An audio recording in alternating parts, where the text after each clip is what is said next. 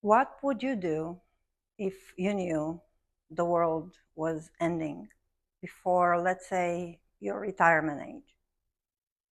How would you spend it? Who would you tell? I remember growing up in communist Romania during the Cold War. I was a child, but I remember adults constantly talking about nuclear war. And I know people, family, friends, who made life changing decisions. They dropped out of college, and college in Romania was based on merit. So it was really difficult to get in, especially in the medical school. And um, people looked at them as irrational. And I find myself several years later in the same situation. But seriously, ask yourself the question, what would you do if you knew or you even thought the world was ending? Because actually, the world is not ending.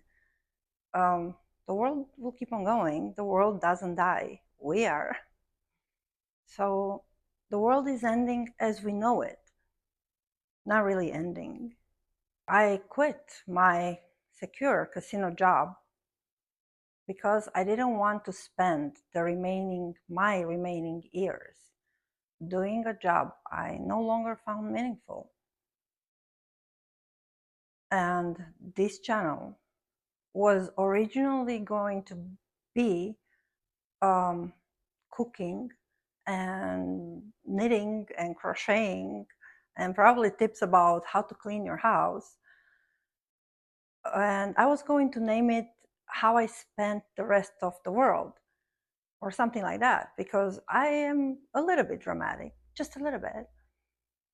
And what else was I going to say to the world? What else was I going to do? If I was, let's say, an astrophysicist or a geophysicist or even a doctor, even if I was a doctor, people would probably, I'd have more credibility to a little bit of people. But what am I going to say? As a former pit boss, hey, yo people. Oh, I can't even say yo because that is a casino term. You've been rolling for a really long time, so 7 out. First, I went through a hermit phase and a very long dark night of the soul. I got two in one special. Or maybe they do come together, I don't know. I haven't looked into it. Um, and during that hermit phase, I used very little my phone. I had zero social media other than YouTube, and I spent a lot of time in silence. And then I started this channel, and I suddenly found myself using my phone a lot more. So I went from a phase in which I barely touched my phone all day. Most of the times I didn't even know where it was. I lived in an area familiar to me at the time, and I stopped using my phone even when I left the house.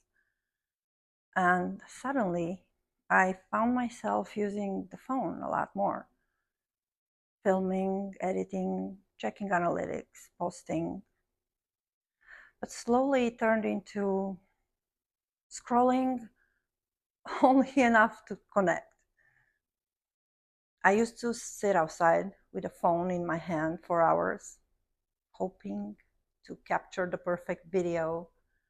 I was trying to film hummingbirds, birds, but especially hummingbirds.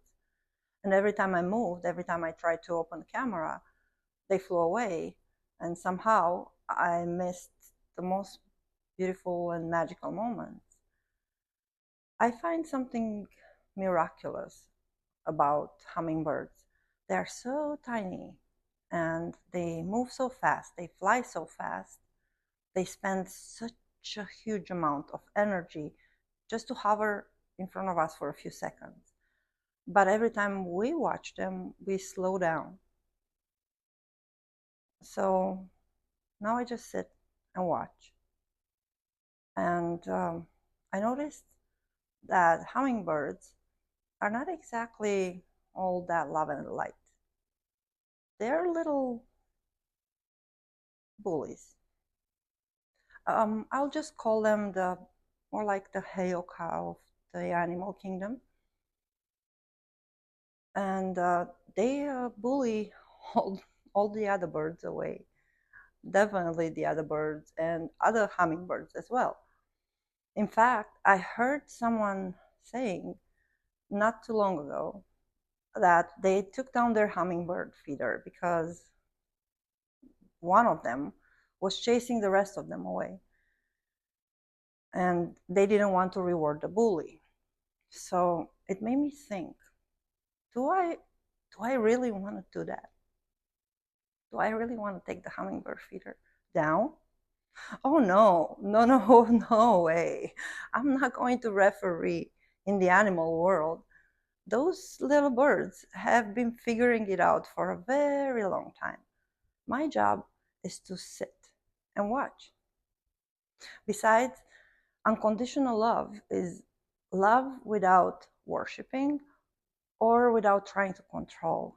And me taking down that feeder would be trying to control, right?